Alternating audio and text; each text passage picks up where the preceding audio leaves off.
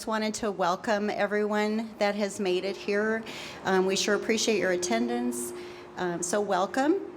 My name is Joanne Bankson. I'm a member of the League of Women Voters of Benton and Franklin counties. The League of Women Voters is nonpartisan. We do not support or oppose candidates. In presenting these candidate forums, it is our goal to provide opportunities for voters to become better informed about the people that are running for our public offices. Tonight's forum is being recorded for future broadcast on Richland City View TV. That's channel 192. It'll also be available for viewing on YouTube. So please share that link with those that couldn't make it. The races we choose to feature in a primary forum are the ones with 3 or more candidates. Tonight, we will first be hearing from candidates who are seeking positions on the Richland School Board, positions 4 and 5. Only 2 candidates filed to run for position 3, so that race will be included in the general election forum, so stay tuned. In the Richland City Council races, we will hear from those running for positions 1, 2, and 5. Only 2 candidates filed to run for position 6, so that race will be included in the general election forum as well. All of these positions, both school board and city council, are nonpartisan. City council position 1 is for a 2-year term, and positions 2 and 5 are for 4-year terms. At this time, I would like to introduce Tracy Dial, news anchor and reporter from KNDU-TV, who is going to serve as our moderator. Let's thank Tracy. Thank you so much, and thank you all for being here. It's wonderful to see so many faces out there, and how nice is it to be outside on this beautiful evening? Well, we're going to have some fun this evening and learn a lot about our candidates. I myself live in Richland, so I'm excited to learn a lot this evening. So tonight we'll be using the following format. Each candidate may make a 1.5-minute opening statement. We'll then move on to a question and answer period with, again, a 1.5-minute answer period. All candidates running for the same position will answer the same questions, alternating who goes first. For simplicity's sake, the candidates are seated and will be addressed by the order in which they filed to run for this office. We have prepared questions, but we've also taken several from the audience, so thank you so much for the ones you've already turned in. You can write more during the forum as it moves forward, and they will bring them up to me. And be sure to mark which race that each of these questions are for. Please ask questions that all candidates may answer and nothing of a personal question. Hold up your card and a League member will collect it and bring it up to the stage. Now, candidates, I would point out our timer to you. She's waving right there. Thank you so much. She's going to be holding up a sign when you have 15 seconds left to speak, and then a stop sign. Now, you do not need to stop mid-sentence, but please do finish your thought at that time. So let's begin by introducing the candidates vying for a position on the Richland School Board. Our first race tonight is featuring director number 5. They are Jill Oldson, Rama Deva Gupta, and Lori Wasner. So we'll begin with an opening statement from Ms. Oldson. Good evening. Can you guys hear me? Do I need to holler louder? I first of all want to thank all of you for coming and participating in this forum. I think it's highly important that we take an active role in our community and voice our opinions and understand what you're voting for and who you're voting for. Briefly, I have lived in the area for 23 years. For the past 15 years, have been highly involved in the education system, working as PTO president, volunteer, parent, and employee. I substitute paraeducated for the district until I was appointed to the board last year. You guys may remember my name from 2015 when I lost in a coin flip to Mr. Amadan, who's in the back, who I still am going to arm wrestle for that position. Maybe. So with that, after being appointed for the last year, it's given me an opportunity to sort of understand what's working in the district, what isn't working in the district. I've taken the time to visit each one of the schools, talk to the teachers, talk to the parents, just sort of get a feel. And also, I am very fortunate because I still have a child that's in the district, which allows me to have a little bit more of a pulse on what's going on from that standpoint. Also, I've been doing Leadership WASDA, which is a cohort from across the state. So this last year has been highly educational for me and also given me the ability to have some more information on what I really need to know and what we can accomplish within the school district to make it as fantastic for our students as we can. Thank you. Thank you, Ms. Oldson. Ms. Deva Gupta. Good evening. Can you hear me? Thank you for taking the time in your busy lives to attend the candidate forum this evening.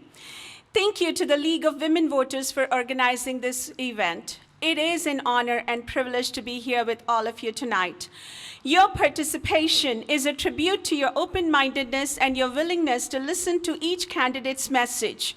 The heart of education is to ensure that each student succeeds in life. Schools are the bedrock of our community.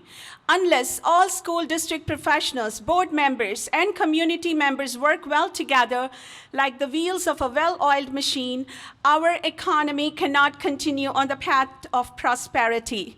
A little bit about myself. I'm Dr. Rama Devagupta, NBCT. I have a PhD in chemistry from Texas A&M University, and I'm a National Board Certified teacher.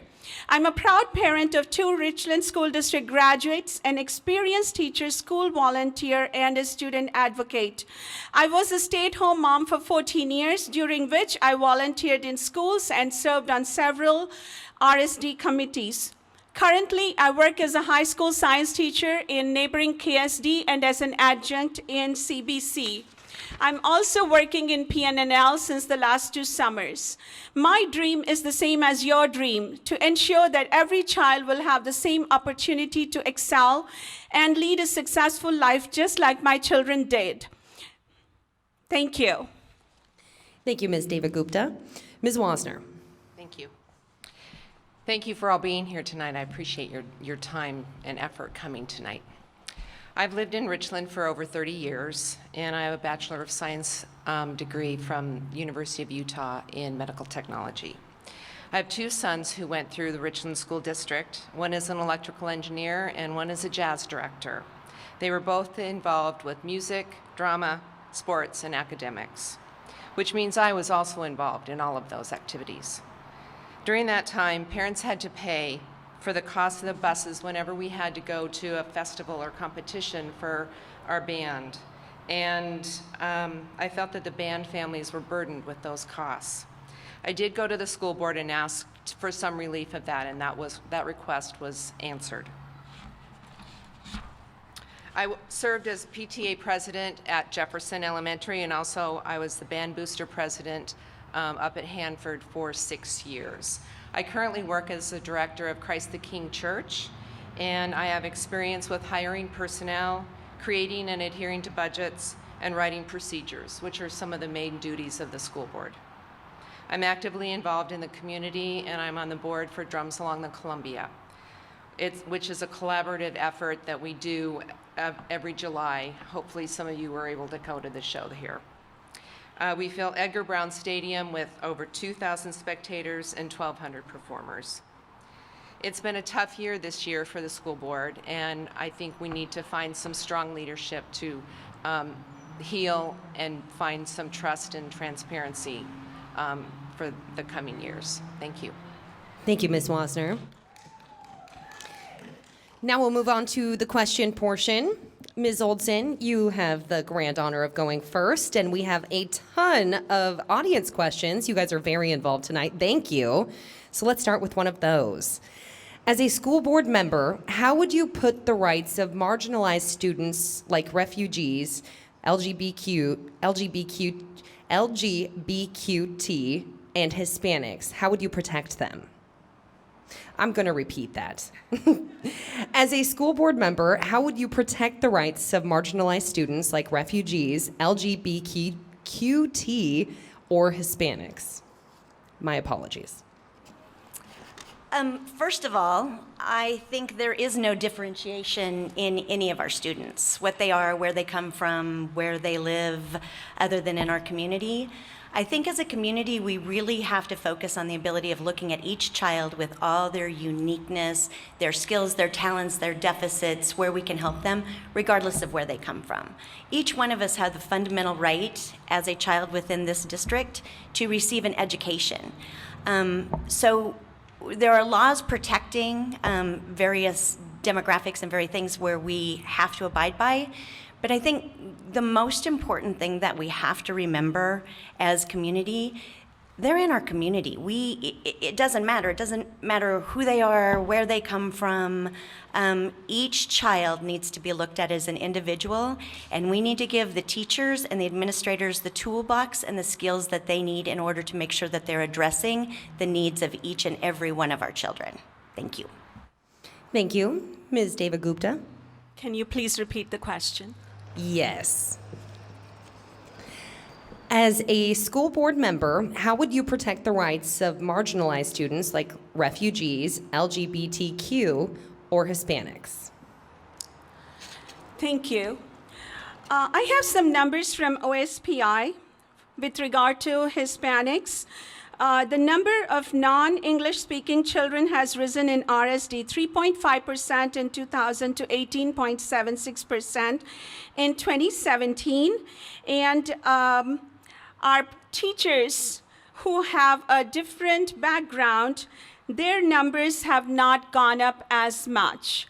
So one of the things to understand is that if we want to empathize with what kind of life experiences people are going through, occasionally it is a good idea to walk in somebody else's shoes, not just create community partnerships, but reach out to them. And so I would promote policies which would support professional development for teachers, where we could go for workshops where poverty is simulated, or where we are learning about what refugees or immigrants go through as soon as they walk into our community, and try to create a buddy system. Other than that, the best thing is invite those parents and community members to be a part of the classroom as a volunteer. Thank you. Thank you. Ms. Wasner? I agree with both of my partners over here. All of those people do have rights already, and I highly think that we should incorporate parents, especially, so that there's a communication between the parents, so that we can help them with their children, and you know, have different cultural activities. If there's a speech, or not a speech, but a language deficit, make sure that we have translators that are able to help communicate with our families. Thank you, Ms. Wasner. Ms. Deva Gupta, you get to go first on question number 2. School safety continues to be an important issue. Would you favor training teachers to have a gun in their classroom to possibly help protect students if necessary? Or is there any other types of training, such as first aid for shooting victims, that you think could or should be taught in classrooms? School safety is indeed the biggest issue in our education system today. You just have to look at data, and the numbers are staggering. As for giving guns to classroom teachers, I am a classroom teacher, and I am going to emphatically say no. A teacher is already dealing with so many different things. As a high school teacher, I deal with 150 students a day. There's something like research shows we have to make 6,000 decisions. And I don't want to be in a situation where I could be accidentally pulling a trigger and hurting somebody. There's a lot of news out there that shows that even well-trained law enforcement people and Army professionals have hurt each other unintentionally. So how can teachers who have no business dealing with guns bring guns to the classroom? With respect to other things, yes, we do need professional development. in terms of promoting school safety and security, but just the parents and the schools cannot bring safety and security. The community has to be involved, and as I heard my mom and dad say once, all training begins in the cradle. Parents need to be more proactive and teach kindness and empathy and hold their kids to those standards. Thank you. Thank you. Ms. Wasner. I absolutely do not want guns in classrooms. There's, as Rama just said, they are not trained, and if you end up giving a teacher a gun, I think it just is going to cause a lot more problems. I do think we need to look at the mental health of our children and to make sure that if there are at-risk kids, because a lot of these children have those mental health issues, we need to address that proactively and make sure that they get the help that they need before we ever have to worry about having a gun in our classrooms. Thank you. Ms. Oldson. Thank you. Wow, that is a big question. I also absolutely agree that teachers should not be carrying guns in the classroom. Teachers need to be there to support and encourage students, and if there is a teacher that is carrying a firearm, I think that may limit that trust factor, and they're not trained.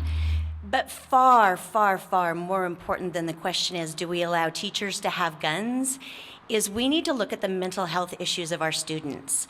The mental health issues and suicide rates and people taking their own lives and going in and doing things are at an all-time high in this nation. Just in our district, one of the things, and I'm going to talk a little bit of jargon, but the state has put together what's called a prototypical model for schools and what they get and what they can have. And one of the statistics that I saw, which is incredibly staggering, and if we don't change this, we're going to have bigger issues than worrying about whether or not our teachers carry guns. In the prototypical model, you have to have almost 24,000 students for one psychologist in an elementary school, 200,000 in a middle school, and 85,000 in a high school for one person. So it's a much, much bigger issue than carrying the guns in the classroom. We need to start elementary-wise, going into middle school, and really getting to the root of the problem of what's causing these kids to make our other children fearful to go to school. Thank you. Thank you. Ms. Wasner, it is your turn to go first. We'll go back to another audience question. What are the strengths and weaknesses of the Richland School District? Well, having my kids go through there, I think the education is excellent, what my children experienced. I think our art and drama and music programs are great strengths in our programs.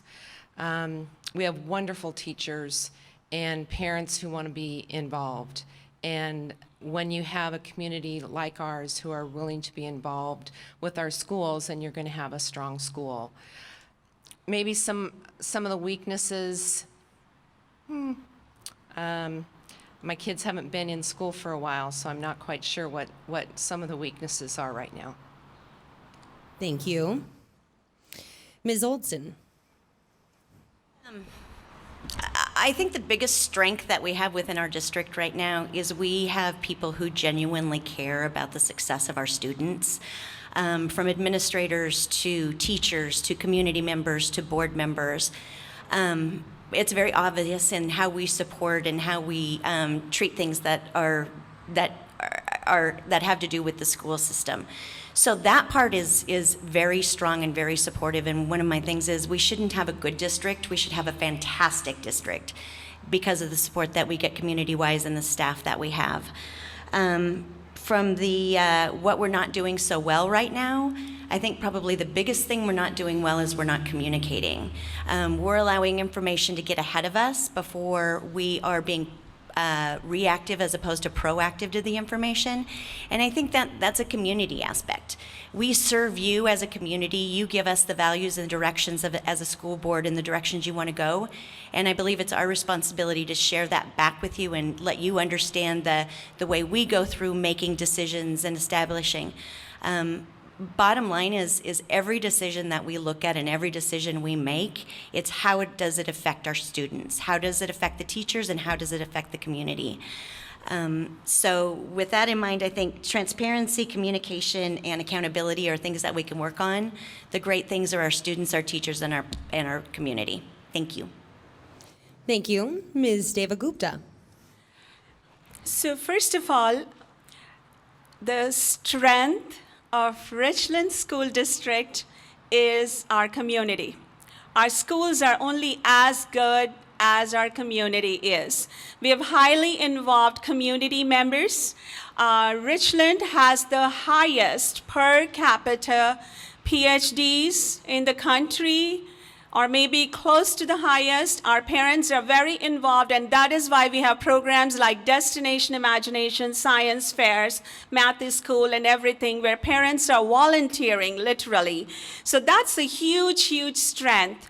Our second biggest strength comes from our teachers and our staff who are working with our kids on their hands and knees and working, trying to find each student's individual needs. The third one, I would say, is, again, coming back to the support of our community, where you're passing the bonds and levies, which gives us the option of giving much needed resources to our teachers and staff members.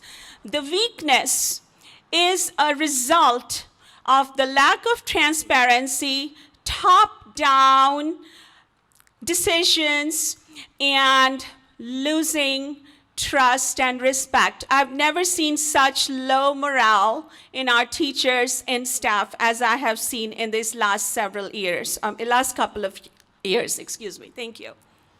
Thank you. Now, final question. With so many candidates and races here tonight, we will limit the final questions for everyone to 1 minute. So, final question. According to a recent article in the Seattle Times, Washington State ranks low in meeting the needs of students with learning disabilities like dyslexia.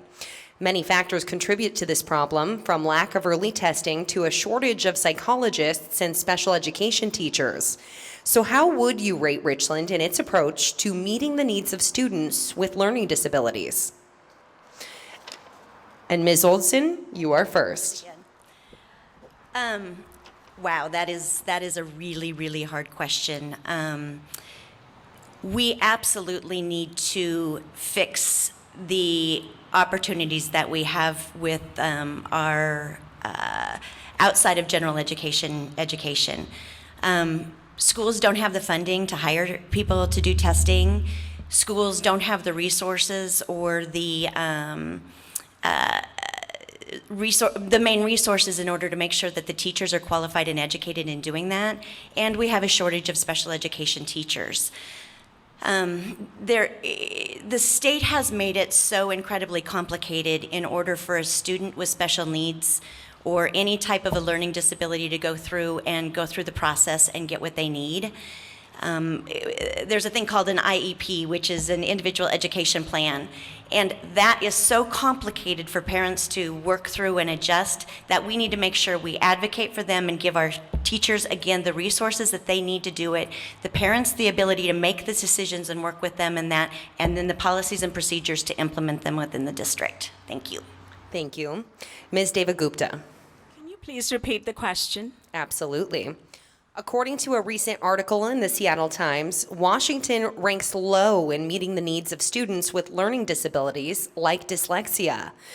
Many factors contribute to this problem, including a lack of early testing and a shortage of special education teachers.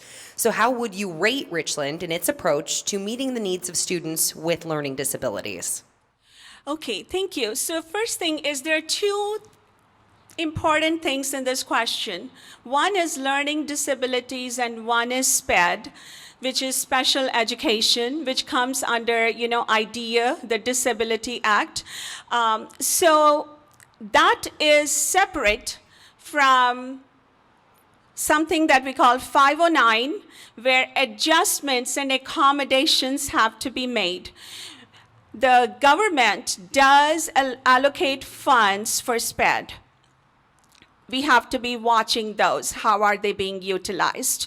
In fact, SPED has a lot of funding, and SPED teachers have to be supported with an appropriate student-child ratio. Currently, Richland School District is failing to meet that bar, and I understand that we have to really work through this. Otherwise, we may even have some litigations. Thank you. Thank you. Ms. Wasner. This was one of the problems, I think, that came up this year, and the school board did address it. They have put together a task force for special education that they will be working on. So I hope that that's a successful endeavor in the future, and that it will continue to help the needs of our special ed children. Also, the IEPs that we were talking about, I think the parents are even afraid to talk to, they probably don't even know what their child needs and what resources out there are for them. So there are classes that parents can take to learn more about the 503s and the IEPs. So if we can get that communication to the parents, then it's going to make that road a little bit easier. Thank you, and thank you to all three of you candidates for being here tonight. Once again, vying for a place on the Richland School Board, Director number 5, Jill Olson, Rama Devagupta, and Lori Wasner. If the candidates for Director 4 could please come forward. All right. Here we have our candidates running for position on the Richland City, or School Board, rather, District 4, or Director 4, Jay Clough, Lloyd Becker, Ron Higgins, and Carrie Williams. For now, we'll hear opening statements. Once again, you have 1.5 minutes, and these do go in order of which filed first. So, Mr. Clough, your opening statement, please. Thank you, and thank you everybody for coming. I really appreciate the great turnout tonight. My name is Jay Clough. I graduated from this area. I went to the Marine Corps right after high school. And then I went to Central Washington University, where I got 2 bachelor's degrees. I taught English overseas for a number of years, and then came home to work out at Hanford, where I work as a health physics technician. And the reason why I'm running is pretty simple. I started volunteering in my daughter's school and wanted to get more involved, so I started going to school board meetings. And about the time that I started going to school board meetings, or I guess a few months after, we saw the drama that happened this last year, and I thought maybe I could help. I'm not really interested in the typical political back and forth. I'm more interested in solving problems, and this seemed like a problem that my skill set would help to solve. And that's as simple as that. I want to be a good example to my kids. My daughter's 8 at White Bluffs, and my son is 5, going to be starting kindergarten at White Bluffs this year. And I want them to know how important education is, and being a good example is the best way to teach them that. So, thank you. Thank you, Mr. Clough. Mr. Becker. I really have no opening statement, and the only thing I'm going to do is keep this very simple. I am here running for school district because I think I am the most qualified. I know maybe with Ron Higgins, but I'm the most qualified because I have been an instructor in my past. And the way that I've done the instructing was full structure teaching, not the stuff that you find in these classrooms where if they decide to teach patty cake today, they might teach something else tomorrow. They need to be structured, and they need to follow a program of instruction. And so, very simple. I'm just a person who likes to hold feet to the fire. Thank you. Thank you, Mr. Becker. Mr. Higgins. Thank you for coming here this evening. I've been a Richland resident since 1978. Been married to my wife, Deborah, since 1983. I have one son and one daughter, both Richland High School and Columbia Basin College graduates, being Running Start. My son has an MBA from the University of Southern California, and my daughter has a PhD in mathematics education from WSU Pullman. I'm a certificated high school math teacher in both Washington State and California, and have substitute taught nearly every school day since 2009, all grades, pre-kindergarten and through 12th grade, nearly all subjects, including bilingual, both Spanish and Russian, and special education in 7 Washington State school districts, including Richland, and both public and charter schools in the inner city of Los Angeles. I have 2 master's degrees, one in chemical engineering from the University of Washington. I flew helicopters for the Marine Corps during the Vietnam War and retired from the Marine Corps Reserves as a lieutenant colonel. I worked as an engineer for 35 years, last 18 at Hanford, and retired from the Department of Energy in 2009 prior to starting my teaching career.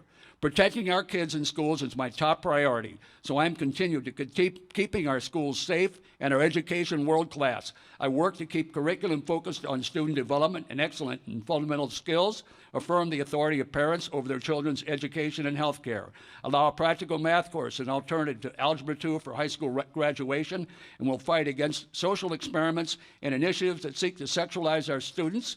It's time for common sense, not Common Core, education, not indoctrination. Thank you. Thank you, Mr. Higgins, and thank you for your service. Ms. Williams, your opening statement, please. Hi, my name is Carrie Williams. Thank you for coming tonight, and thank you to the League of Women Voters for hosting this forum. I grew up here in the Tri-Cities, and after high school, I went off to Salt Lake City to study at the University of Utah. It is there that I found my love for teaching. While teaching elementary school, I continued my education at the University of Utah and received my master's degree in education with an emphasis in teaching and learning. I'm running for this position on the Richland School Board because I'm passionate about education. I always have been. I believe every school district should have a teacher serving on their school board. My experience as a classroom teacher will help me to see solutions to problems that others who may have never had their own classroom will simply miss. A teacher's perspective on the Richland School Board is exactly what our district needs to help mend the current disconnect between district administrators and our classroom teachers, our paraeducators, staff, and parents. My husband and I are the proud parents of 5 wonderful children who will all be going through the Richland School District. I'm not a politician, I'm a mother, and I am a teacher. I am uniquely qualified for this position, and I'm committed to use my education and my teaching experience to improve the quality of education for every child in our community. Thank you. Thank you. We'll now move on to the questions for these candidates. Please remember again that your time limit is 1.5 minutes, and Mr. Clough, you get to go first. We'll begin with an audience question again. Do you support the introduction of a Spanish program in at least one elementary school? Yes, of course. When I was in high school, I was a teacher's assistant at a local elementary school, and that classroom was one of those classrooms where they taught Spanish education at that level. And you could see the difference in the kids, the pride they had when they could come up to you and say something in a different language. My children are both bilingual. They speak Japanese and English, and the ability to converse in 2 languages has effects more than just what you would think at the surface, but it also helps them in other subjects. It helps them in math and science. That part of the brain, when we learn languages, when it's developed at an early age, has benefits much more than just the language itself.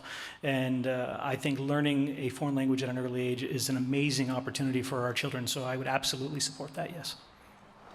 Thank you. Mr. Becker. Teaching a additional language in school should be left at the noon hour. To erase an hour of instruction that could have been used for other things and not playing patty cake. Come on, I use that term, but we should not be using our education, hours for teaching a separate language other than what we have today. That should be left at the noon hour. When I was in school, it was at the noon hour, and you had a choice between German, Russian, and Spanish. Now, okay, I took neither one of those. I was an English speaker until I started talking a little bit after I've been out. So I do not subscribe to using additional hours in school for teaching an additional language. Thank you. Thank you. Mr. Higgins. Yes, I'm very much in favor of it. Quiero aprender español, pero no estudio suficiente. I've been teaching in bilingual classes and dual language classes as a substitute. And my first bilingual class was a bilingual class at Robinson Elementary School. And I was teaching kindergarten to children who didn't know any Spanish. Didn't know any English. Well, the only Spanish I knew was adios. However, a smile needs no translation. I got along very, very well with those kids. I think it's an excellent idea for our kids to learn another language. And school is a good place to start. And as they learn, not only learn the language, you can learn technology at the same time. So I am very much in favor of it. By the way, as you learn language, even if you're not really proficient, you sure help easy transition of people coming from other nations into your country. It makes them feel a lot more at home.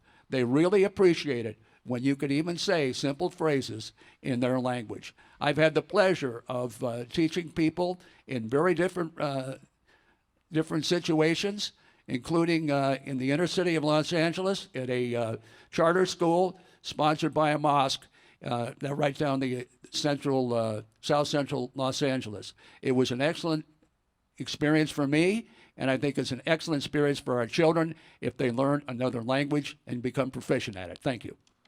Thank you. Ms. Williams. I am also a huge proponent of a Spanish-speaking elementary school or even just a part of one elementary school. I would be the first parent signing my children up for that program. I think what an amazing opportunity to be able to equip our children to speak another language. This is something that our friends across the Atlantic do all the time. Many students over there speak multiple languages at the mere age of 10, and I just think if our goal is to send our kids out into our society to be successful, I think that having them being able to communicate with people of different cultures, what a great opportunity. So yes, absolutely. Thank you. Mr. Becker, you go first on this question. In your opinion, what are the pros and cons of closed labor union negotiations versus open negotiations? Good question, and I love those kind of questions. The pro and the con is, if we keep having closed door labor union, negotiations, negotiation. It allows the teachers union to hog tie, wrestle, and everything else about that school board that would otherwise on an open session they wouldn't get away with. I don't quite understand why the teachers have to have a piece of the levy dollars that you guys vote for. I know what happens to the levy dollars. That's why I vote against it. Once the levy dollars start going for what it's being used, I used to drive for a school district, and levy dollars went to the fuel of the bus. But the point is that there has to be more open negotiations, and if I am chosen to go forward, as to the general election, that you can bet that I'm going to be a high proponent of open negotiations, because the citizens need to take responsibility and close these teacher negotiations down like they should have been gone years ago. Thank you. Thank you. Mr. Higgins. Well, I can see both sides as far as whether it's an open or closed negotiation. When you're in closed session, you can brainstorm and people can float ideas and not get embarrassed, like you would be if it was in an open session. So I can understand why they would want a closed negotiations.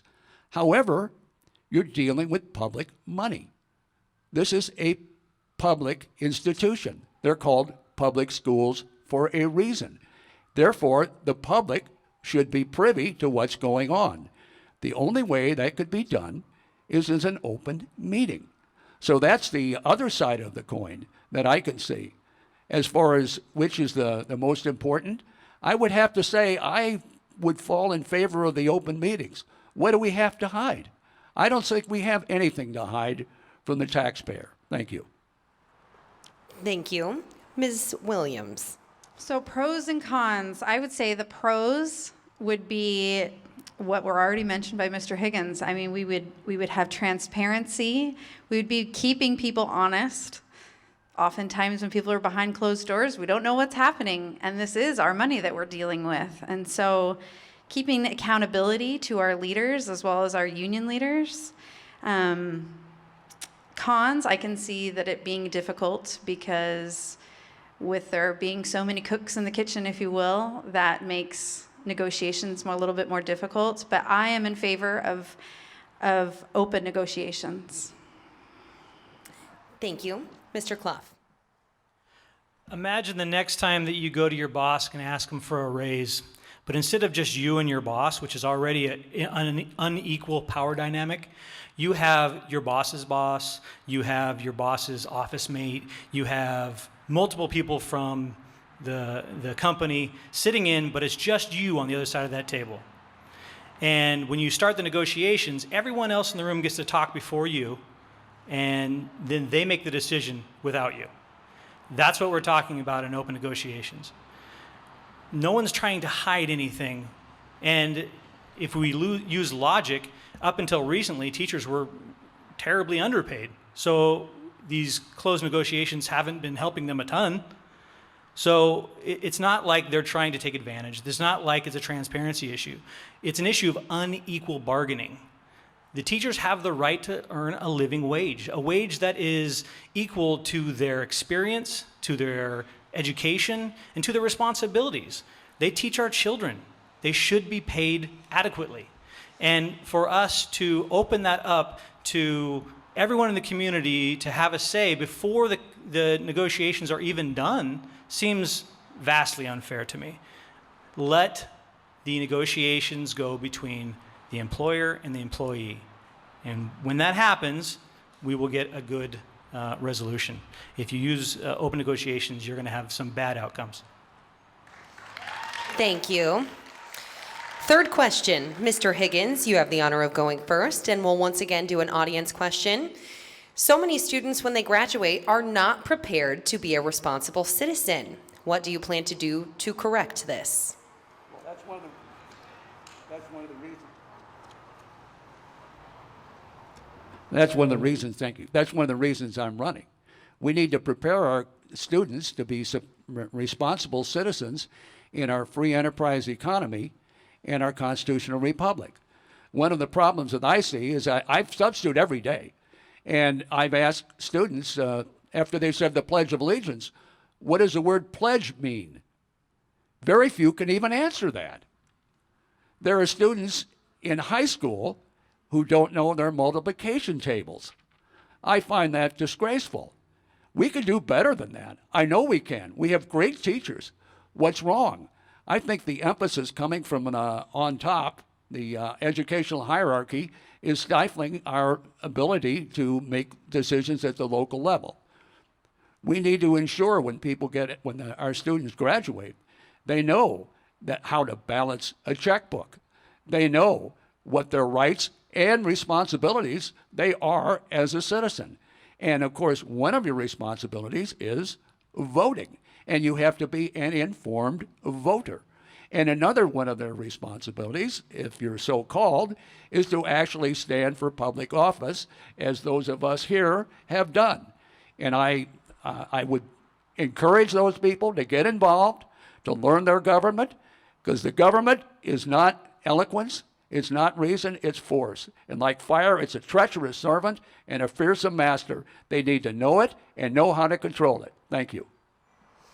Thank you. Ms. Williams. Could you please repeat the question? Certainly. So many students, when they graduate, are not prepared to be responsible citizens. What do you plan to do to correct this?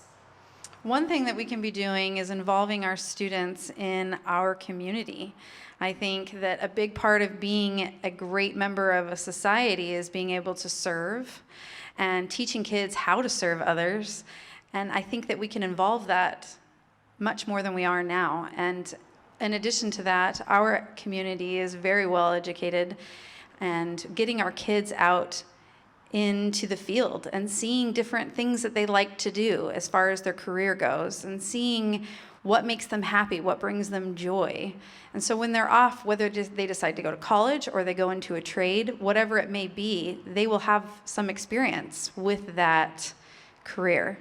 And so that's just one of the things that we can do to better prepare our kids, or two of the things that we could be doing.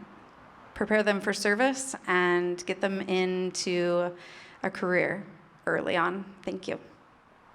Thank you. Mr. Clough. Well, I guess I'd have to ask, by whose standard are they unprepared? By many metrics, they're more prepared. They're more civically engaged than past generations, at least my generation was. They are more fiscally responsible than my generation was. They are more willing to put off decisions that could hurt them financially, like taking on debt, or they wait to get married until it's financially viable for them. They're making a lot of really good decisions. Could they do better? Yeah, every generation could. But I think it's kind of a generational bias that we look at the new generation and say, they're just not good enough. They're not doing it right. Well, you know what? The kids are fine. The kids are going to be all right. They're being educated in our classrooms, and they are showing us what it means to be civic-minded, responsible young people, and I am frankly excited to see what this generation is going to do over the next 20 to 30 years. Thank you. Mr. Becker. I pretty much agree with Jay, but I need to add in other points. That point about kids' problem in their graduation to help them along their life's way. We need to put the parent into that picture a lot more, and remove the school teacher out of that picture a lot more. But there are other things that I suppose that when he went to school, but I know that Ron and me, we had shop, the girls had home ec. That's only a short picture. But we need to put the parent equation into it a lot more and take the school teacher out of it a lot more. Thank you. Thank you.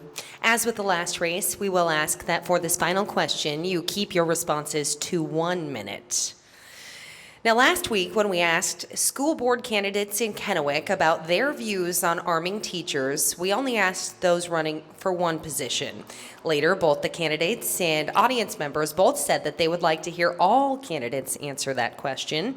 So, what is your view on allowing teachers to carry guns as a way of protecting students and potential specialized training? And Ms. Williams, you're first. So this is a tricky question that I definitely think that the school board would need to have community input and see what our community would want.